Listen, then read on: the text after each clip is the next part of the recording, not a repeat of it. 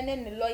lawyer panyin mu a wonim se enne da sei ene ye de asi wonum se wo client we ye bedi na asem osi wo case foforo enti wakwa ye wo ni se ye boapayo bi ye entrikishi bi na omo ye se de be ya ye wo binim ne nsem yi ye nhye den hu no kura wo na be ye foolish case kokwasa sa na ato agu asemo Ghana ne ewo no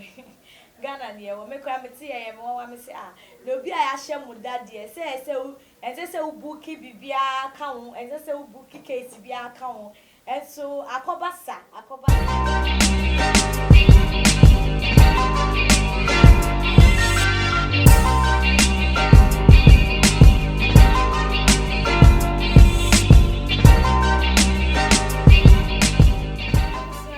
ene adofono mema obibia akwaba ede eba too much GHS so Ghana wahala jumedie na ebre asose munu aba ekwesikapa ene nso mede ebesum etiefo ene ahwefo na enada ena eye Bishop Daniel Obinim said the dodo nanim no founder and leader of International Gospel Church okoko piemu ewo court enam ne nsensem a ekoko piemu ewo eye Kaneshi eye magistrate court no okko ekoko piemu ewo ehonum na ensensem ne dia ababa beto edwade abusuafo eye se buburuja na ensem no emu no sese dia eye panyi power tena ano jaja wotena eye akonya no so ebu asem no Johnny eye case no e de court September 9th na abusuafo ensem no mu entwemu ewo ho mitwam ho aba me ba me de beba besom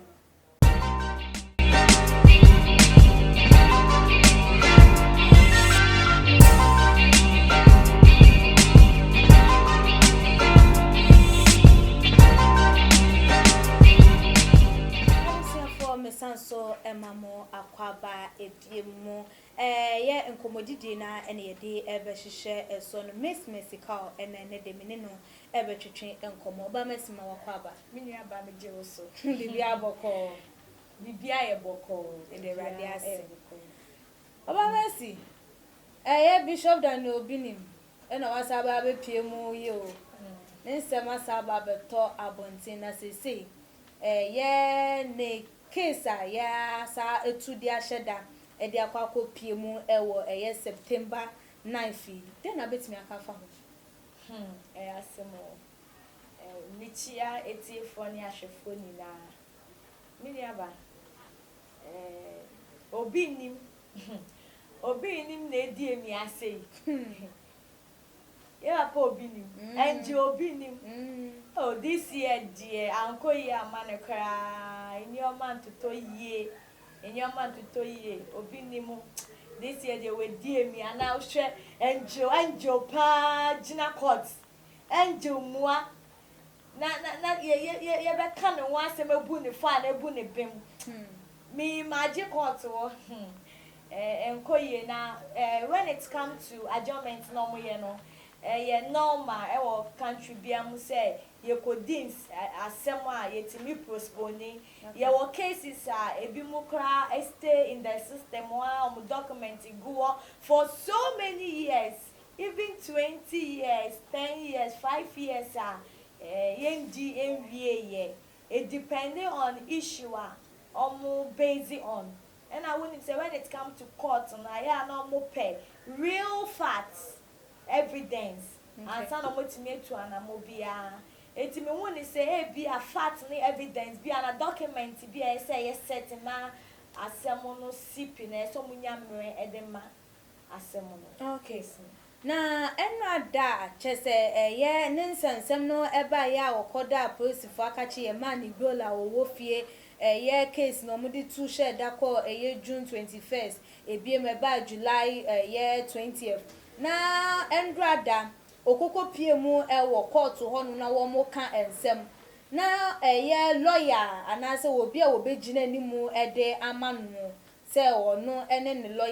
lawyer panyin mu a wonim se enne da sei ene ye de asi wonum se wo client we ye bedi na asem osi wo case foforo enti wakwa ye wo ni se ye boapayo bi ye entrikishi bi na omo ye se de be ya ye wo binim ne nsem yi ye nhye den hu no kura wo na be ye foolish case kokwasa sa na ato agu asemo Ghana ne ewo no Ghana ne wo me kwa me te ye me wa me say ah na obi a ya hye mu da de se u booki bibia ka ho se u booki case bia ka ho enso akobasa ye memfa boni ntechi ye mfa ne se ebia ye lawyer na obi no so di ma na ampa se wa ye occupied ebia ye urgent ontimi nye ho hwe enye bibia na ye bedwen boni se ye pese enji obi nim bedi bema ye den ya obedi bem na ye penso se na asem onye de ye den ya mu postpone kwan ya na asem enye de no ebe sama na defo timi de me hu ni se enye bibia too much ye de ye ni be kobone so se wa sheda but enye normal so bebre so be dwen se ne a ye kan bebre be dwen se be ye intentional because lawyers and some more strategies omo de yom nyom omo hwe na se no mo ba be kana emfa omo read word and so ti omo hwe na mo be ka case na emfa omo sa call for more improvement say no be ba with facts on point okay enti ebetimi aba ne say awon boani sipinti na omo etimi apedi bi ahye wama yasa Debi ahobwensi bi from June ahobwensi bia babesi July once a case bi wo wa the judgment very difficult okay otambuafo ni hia emre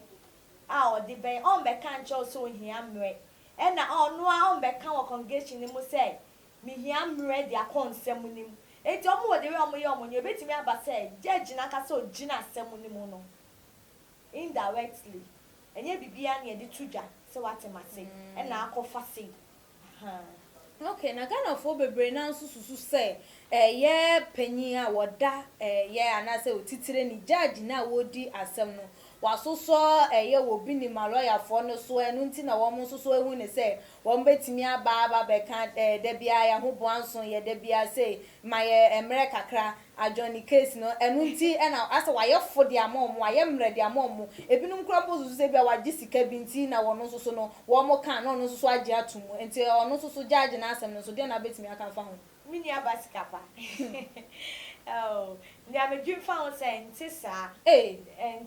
ntisa wa jiske binti na or postponing case who na tirim me say media me gidi me opinion na me dema ujidi mimi opinion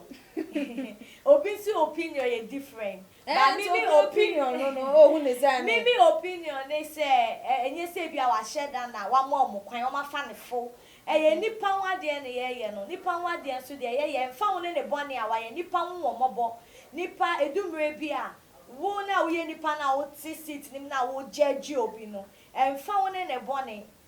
wo ye nipa wo nya atenka masa nipa na wo bebu ne fo na wo bebu ne pemo no wo hia courage na wo de bu atenetene enti de me hu ni say enye mu bia say bia ojiji omo so ana say ba omu hia ebia emra ese asem no emre papemu no mu bu atan ni ye say ne ebe yen kwan say wachiti obi nim on no fat ana say kwan say obechia enti de me ngin this say ti say ne me kan me opinion ne say wa sheda but nipa nwa dwuma de hia mre oba mesi unyi ni say na unhu ne say wo binim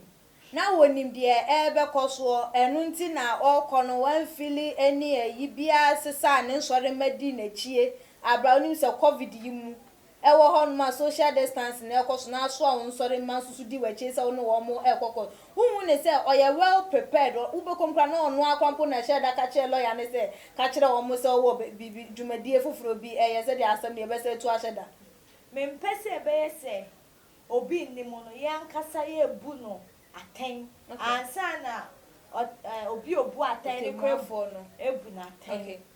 se ni esi ko bia ye de ye fa ye support entai lawyer ni judge nechi na no kre bia wo mo ne senior sefata bia ne nsa enka ba ma ye pray ye ho endwin insensemu like who bebre say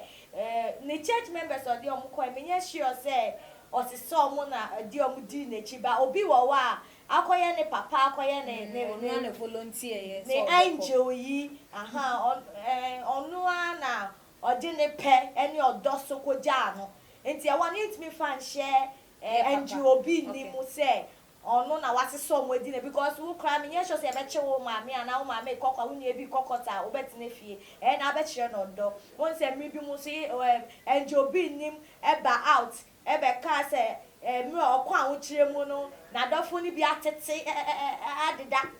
yeah bebredi ni yambo indirectly no kasa say edumre bi a nipa be yu na oba na yoba ono so be fa ne ho adwen ye ne ono ba sha secret enti si wo enti obi won so peba panasem na akoba say bi ofi say ye yi na meti amri yi mu no opportunity say so timi den edi say there be me yi wo ma ye meta wachi de den enti me ye sure so no fe from nyina so mu ndi na chi nkokot wo no e na me ye sure say social distance ne die e choice.